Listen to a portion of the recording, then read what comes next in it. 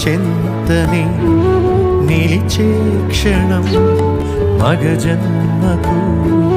మరుజన్మే నీ వాసని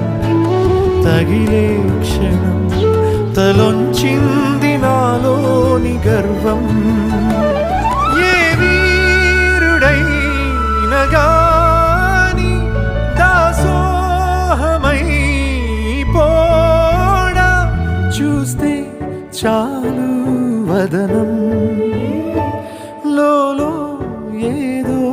మదనం సంచారినై ఏటో ఏటో తిరిగే నన్నే